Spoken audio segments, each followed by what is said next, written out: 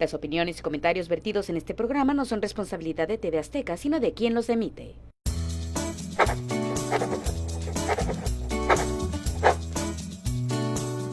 Soy Pedro Ochoa, soy promotor cultural, soy tijuanense. He tratado de estudiar la cultura mexicana a lo largo de mi vida. La mayor parte de mi carrera profesional ha estado dedicado a eso, pero el mayor éxito, la mayor satisfacción es cuando esto se comparte con los demás. Hoy con Pepe Avelar es uno de esos programas que tengo miedo, porque tengo un figurón aquí, que es mi amigo Pedro Ochoa, que además sabes muchísimo, Pedro, y ya no sabría ni qué preguntarte. No digas eso, Pepe, por favor, estoy a tus órdenes. ¿Cómo te involucraste después de estudiar Derecho o fue antes de eso en los temas culturales? Lo que pasa es que esa pasión ya la traía previa a ese interés de aprender un poema, visitar un museo, pero en las familias de antes, tradicionales, vamos a decirlo así, se decía, si se interesa en las humanidades, estudia Derecho. Y no lo sabes, pero mi primer semestre fue estudiar arquitectura. Tengo un semestre de arquitectura por el gran interés en las artes también. ¿Y es un tema familiar? ¿Tus papás estaban muy involucrados en temas culturales? ¿Un tío? ¿De dónde sale este interés? Bueno, mi papá era un gran lector, un gran conocedor de la historia de México. Y hubo un viaje que hicimos, mi hermano y yo de chicos, un verano que ¿Cuál de tus hermanos? Mi hermano José Arturo, que falleció en 96. Teníamos unos tíos en la Ciudad de México y nos mandaron las vacaciones a la capital. José Arturo tenía seguramente 9, yo tenía 7, nos mandaron 30 días. Y en esos 30 días, nuestros tíos en México, hermanos de mi mamá y de mi papá, nos llevaron a los museos. Para mí fue un gran impacto conocer, digamos, el Museo de Antropología o el Palacio de Bellas Artes. Con aquella columna intermedia. Aquellas piezas que después de haberlas leído, yo había participado en un concurso de Historia de México, aquellos de estampas, pero ver las piezas y las obras de arte en vivo sí me cambió totalmente el panorama. No dije, en ese momento no dije a esto me quiero dedicar, pero sí se sembró en mí un gran interés. Un gran interés que cultivé a lo largo de mi infancia y de mi juventud. Ya llegando a la preparatoria, el maestro Ortiz Villacorta me puso a leer los autores que había en mi casa, García Márquez, Neruda, y claro, de la mano de Mario encontré otras lecturas, ¿no? Ahora, ¿tuviste algún interés en lo particular por alguna de las múltiples áreas de la cultura o empezaste a estudiar de todo, absorber de todo? No, bueno, me han interesado todas en general, evidentemente, pero me ubico más como un lector y como un cinéfilo y un gran asistente de museos. Si yo tengo la oportunidad de visitar alguna ciudad del país o del extranjero, lo primero que pregunto es ¿dónde están los museos? Y generalmente ya tengo algún conocido, algún tema de interés en particular para involucrarme. Claro. Ahora, tú has hecho muchas relaciones durante tu transcurso de carrera y la forma en que has llevado a cabo esta promoción cultural, que me encanta que lo manejes de esta manera, porque luego parecería que uno se va a convertir en erudito del arte, y no, tú eres un promotor cultural, ¿no? Exacto, un promotor es un trabajador, es un facilitador de la cultura, y tampoco soy un creador, ¿no? También tengo que estar consciente de eso. Soy un gestor, un promotor. ¿De qué se trata? De acercar grandes proyectos culturales, grandes obras de la cultura, y en México se tienen bastantes ¿no? A el gran público. No, y también es un tema de no cerrarte, ¿no? Porque finalmente siempre vas a encontrar algo de interés en el arte popular, en el arte, en la cultura en lo general, que se puede promover y que puedes decir, esto hay que potenciarlo y hacer que la gente lo conozca. Y en el caso de México, la creación es constante. Dicen los expertos, León Portilla, que acaba de fallecer, y otros más, que la cultura mexicana es una cultura viva. Eso quiere decir que se mantienen ciertos rasgos de la obra originaria a las expresiones contemporáneas. Hay una conexión entre la primer cabeza olmeca hallada en Veracruz al mural que seguramente se terminó de pintar anoche en Los Ángeles. Hay una línea creativa, hay algunas formas. Hace unos minutos platicábamos de las recientes expresiones de la moda mexicana, claro, y los signos que encuentran de la identidad. Ahí está la expresión. Que es maravilloso, además. Ahí está. Pero traes una corbata, y traigo una corbata muy representativa. De Pineda Cobalín, que es la piedra del sol. Ajá. Y lo que bien decías, en el caso de la cultura mexicana, la fuente número 1 es la cultura popular. Ahora, aquí, ¿qué has encontrado de obstáculos en esta carrera fructífera que has tenido en cuanto a la promoción de nuestra cultura? ¿O a veces simplemente nosotros nos hemos creado los obstáculos para promoverla? Bueno, ahora yo no le diría un obstáculo, sino ahora hay bastantes atractivos, ¿no? ¿Qué es la cultura? Bueno, es una expresión de los pueblos en el tiempo y en el espacio, pero es también puede competir con un espectáculo. Es cómo utilizo el tiempo libre. Voy a una conferencia, a una película, o voy a un concierto o a una expresión deportiva. ¿O un museo? A un museo. Entonces Tijuana ya tiene eso. ¿Cómo hacer atractivo la expresión cultural? ¿Cómo hacerlo atractivo? Mi mayor reto, que no obstáculo, fue en San Diego, Pepe, cuando fui agregado cultural. Es otro país, es otra manera de hacer las cosas, es otro idioma, y los recursos no abundaban.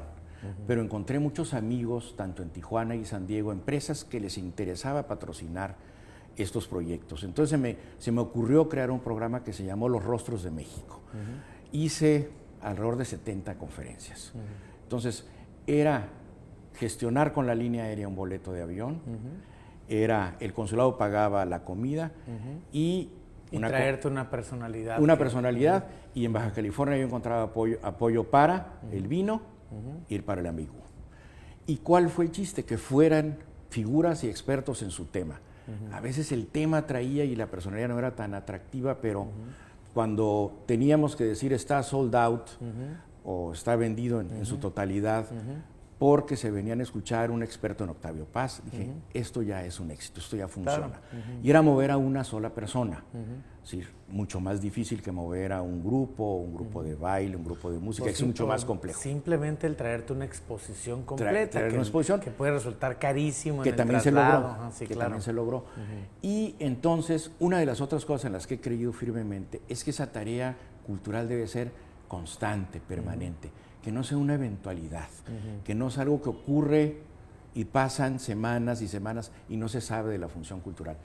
Y ahí eran una conferencia por mes, además de las otras actividades.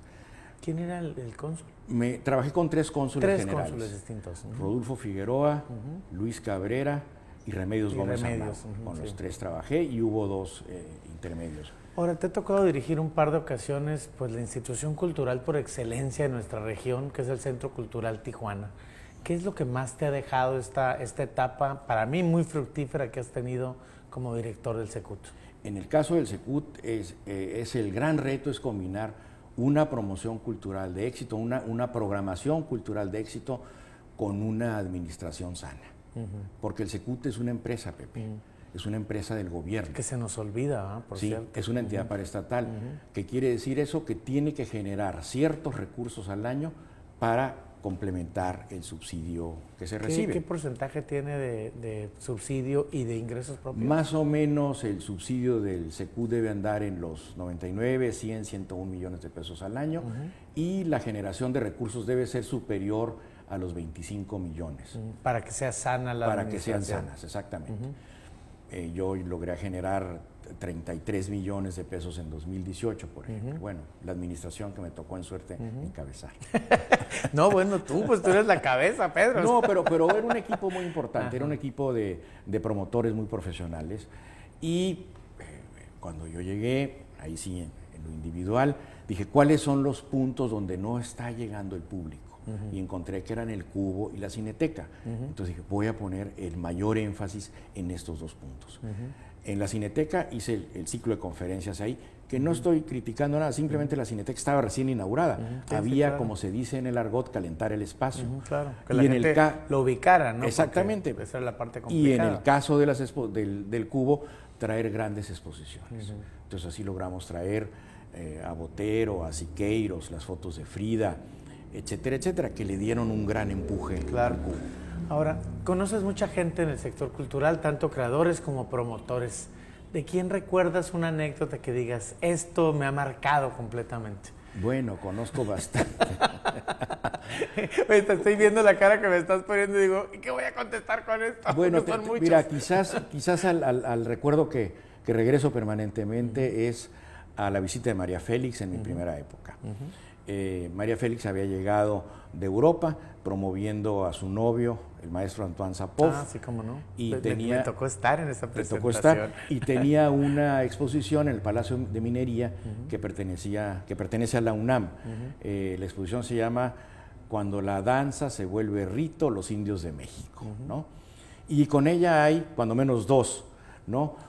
Una de ellas es que al salir, en Tijuana no decimos está lloviendo, decimos está briseando, ¿no? Entonces estaba briseando y ella quiso salir por la explanada para salir entre medio del público, no quiso salir por el estacionamiento subterráneo del Secut. Sí que teníamos una valla, me acuerdo, para que pasara. Y pisó un charco de agua.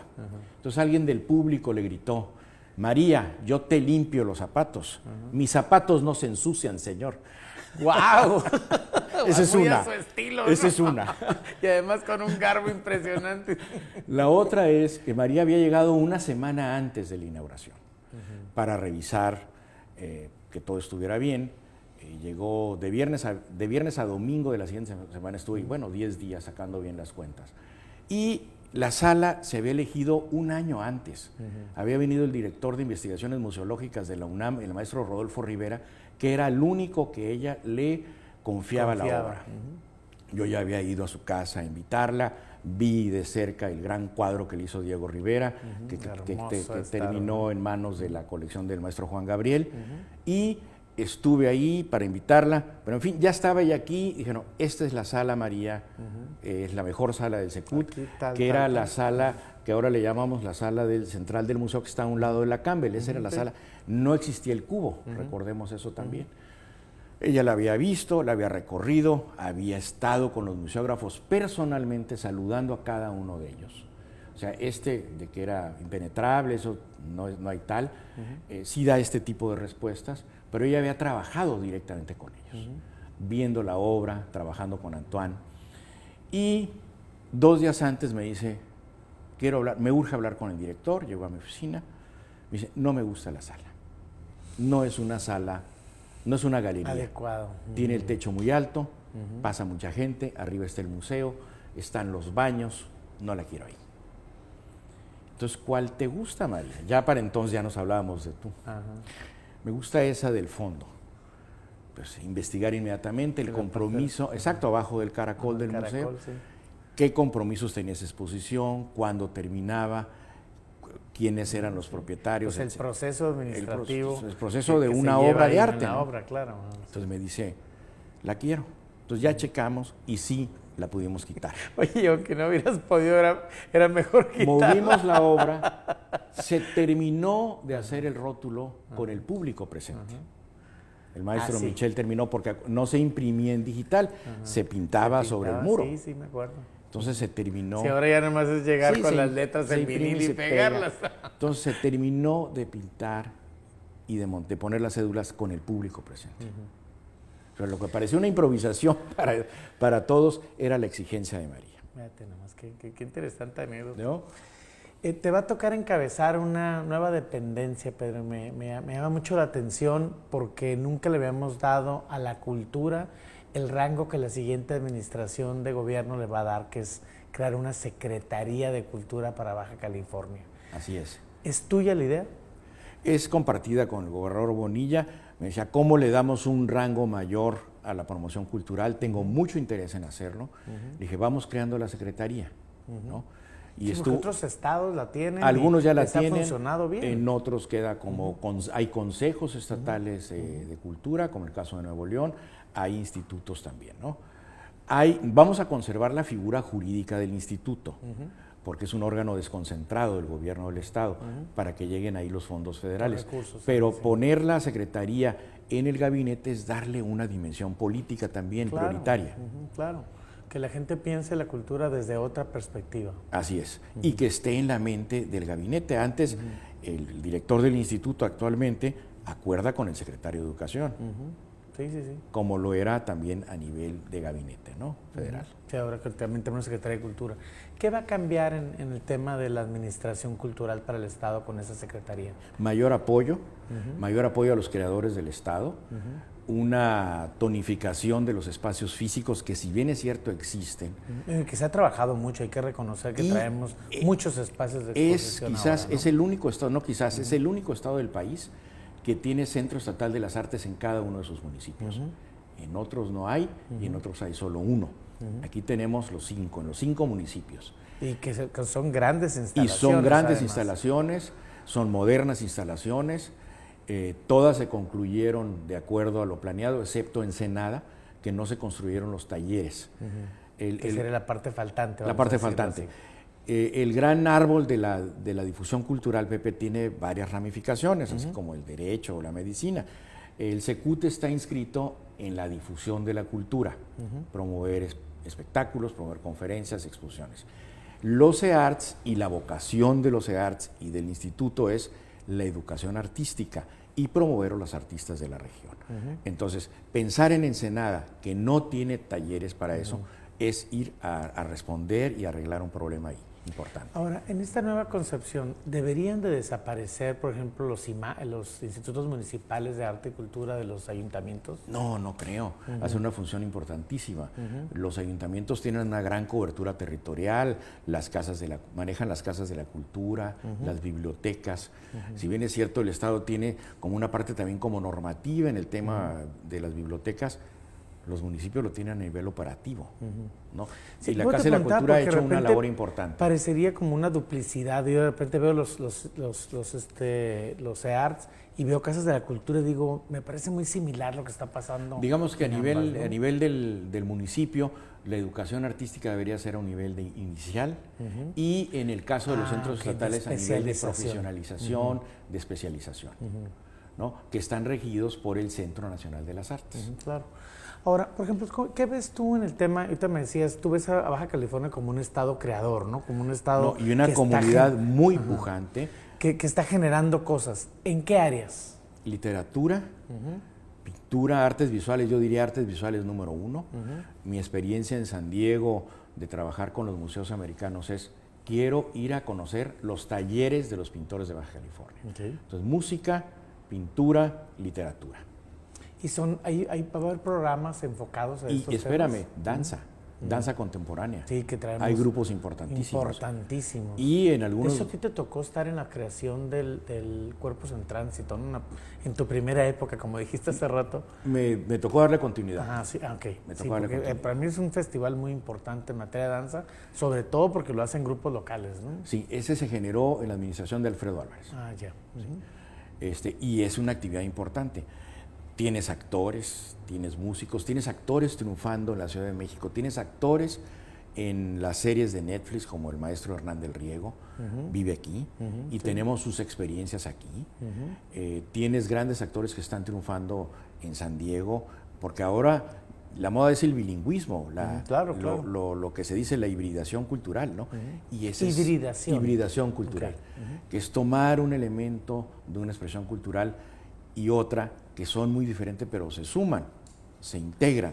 Ahora, esta integración, yo he tenido varios invitados que hablamos del turismo y de la parte de la promoción de la actividad turística y la promoción que finalmente cuando tú visitas otro país, normalmente eso es a lo que vas, a visitar un museo, a ver un espectáculo, a conocer qué es lo que se está produciendo en los países.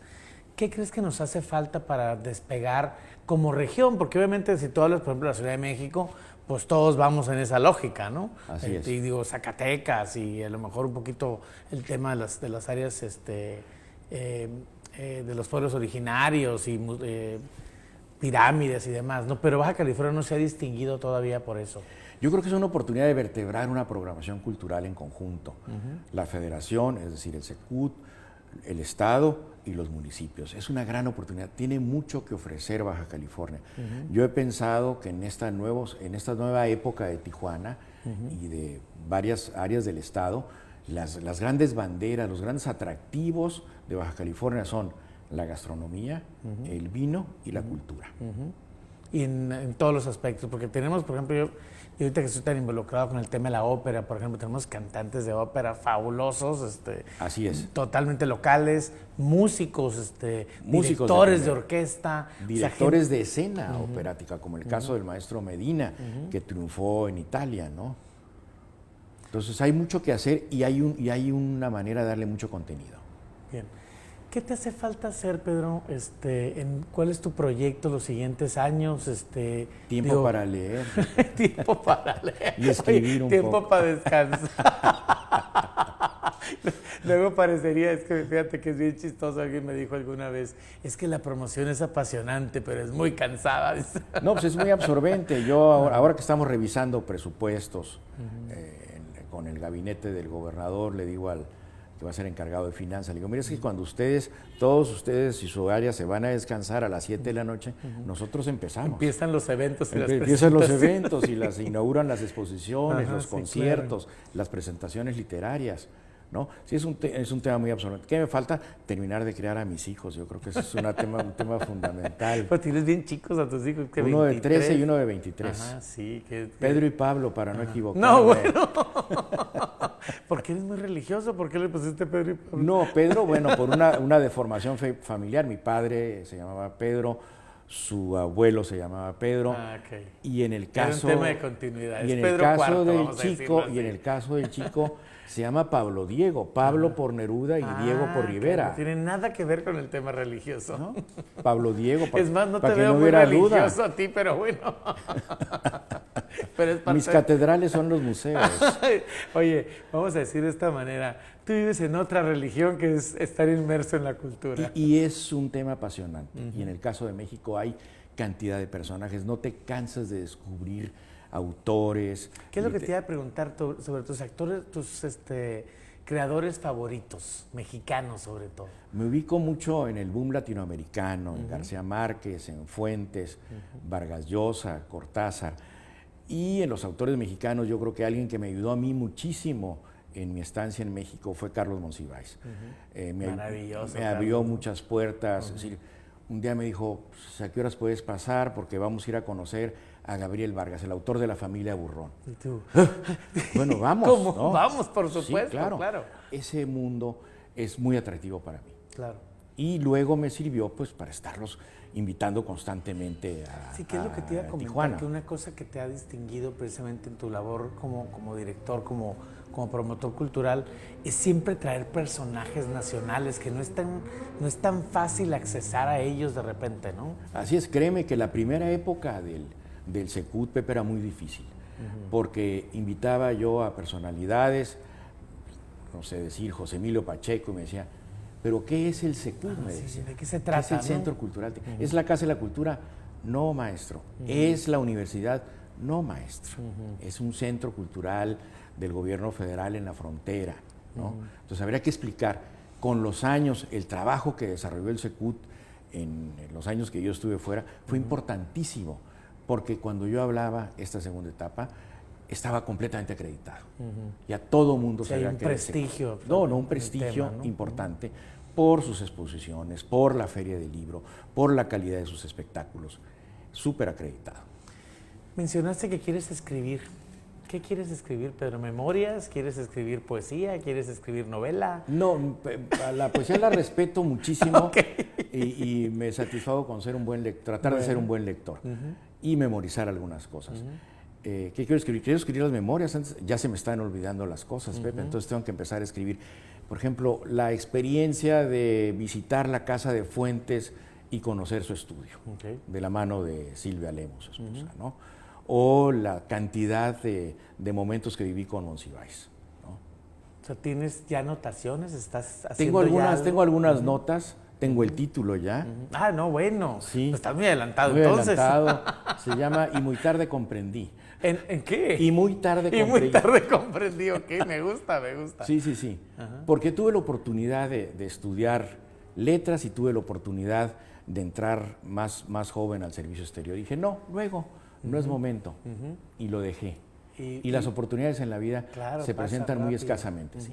Y pasan muy Y pasan. rápidamente. Sí. Así es. De repente, mi madre siempre dice eso, Las oportunidades son para cuando estás listo, si no, no es una oportunidad. Totalmente de acuerdo, totalmente de acuerdo. Ahora, esta parte de escribir, ¿es como para retirarte o para qué?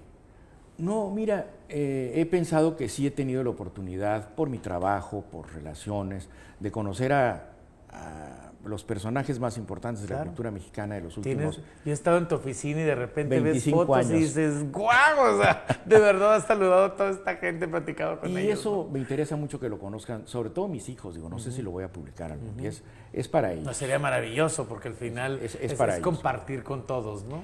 Y hay un interés nuevo, no nacido a partir de la oportunidad que me ofrece Jaime Bonilla, sino conocer mejor mi estado. Es decir, creo que conocer las rupestres, conocer las misiones que deberían ser patrimonio de la humanidad, estuve en un comité para hacer un acuerdo pues con el gobierno de México y Estados Unidos. Los americanos están muy metidos en eso, de convertir la cadena de misiones de Alta y Baja California en patrimonio de la humanidad. Es algo que también le interesa mucho al gobierno de España, etcétera. Ese es un trabajo que me está interesando mucho, conocer a los autores de Baja California, a los misioneros que escribieron sobre la península, que en muchos casos, tú lo sabes, Pepe, está intacto el paisaje. Claro, es el mismo paisaje que vieron ellos, y autores como Jordán, que llegó en los 60s a La Paz, ¿no? Y la descripción que hacen es la misma. Es la misma, o sea, es que de repente, fíjate, tengo varios amigos que les gusta esta idea de caminar. Yo soy muy malo para andar caminando entre cerros, sinceramente. Supongo que te pasa lo mismo. Sí, un poco. Yo soy city boy, ¿no? Un poco más urbano. Un poquito más urbano. Pero de repente escuchas, lees sobre el tema y dices, guau lo que tenemos, ves fotografía, guau lo que tenemos, y hay cosas realmente para compartir muy fuertes. Muy ¿no? importantes. Pues de verdad, Pedro, te felicito. A mí me parece que has hecho una labor extraordinaria en el tema de la promoción de la cultura. Muchas gracias. Eres una persona muy interesante siempre para platicar contigo, porque siempre tienes conocimiento de lo que está pasando alrededor. Y yo de verdad creo, por ejemplo, el tema económico, de repente dices, muy importante la actividad económica. Pues sí, pero esas cosas como que son las naturales las que pasan. Lo que se queda es esta parte de la aportación de la gente, lo que escribe, la poesía, lo que lee, la danza, la música. Eso es lo que se nos queda a todos, ¿no? Completamente. Yo sí pienso seriamente que el fin último de las sociedades es estar en contacto con la cultura. Así es. Que es finalmente lo que nos hace universales. Así es. O sea, ¿qué más democrático que un museo? Claro, porque puedes entra quien llegar sea en cualquier momento. No se te pide tu credencial, entras directo y estás en contacto con la mayor obra de la creación humana. Claro, ¿no? claro. Y de eso se trata. Hay un gran reto porque de repente en nuestras escuelas no necesariamente estamos enseñándole a los chicos a apreciar el arte, ¿eh? Y creo que al final, como tú lo acabas de decir, es el fin último. Es el fin último. Entonces hay que empezar con los niños, ¿no? Completamente. Entonces, entrar a ver una obra de arte, digamos, una pieza de Rivera. Pues, estás frente a ella, estás en diálogo con ella. No importa en qué momento la pintó, no importa cuál fue su sentido o inclusive su objetivo. hasta tu sentimiento personal puede cambiar simplemente por verla, porque ¿no? nuestras emociones, sentimientos y pensamientos se pueden ver ahí reflejados. Por eso son obras universales. Así es. Pedro, se nos A acabó eso el me he tiempo dedicado. aquí volando, ¿eh? Volando, de verdad. Maravillosa plática. Creo que vamos a esperar mucho de tus nuevas funciones, de Muchas tu nueva gracias por la labor. oportunidad, Pepe, muy amable. Y de verdad creo que hay mucho que seguir a Pedro y las cosas que va a hacer. Y pues vamos a estar, espero que me estés invitando a todas esas inauguraciones que comentaste. Por supuesto. Porque a mí me gusta estar en todos lados. Muchas gracias por estar hoy con Pepe Velar y espero que hayan disfrutado la plática tanto como yo.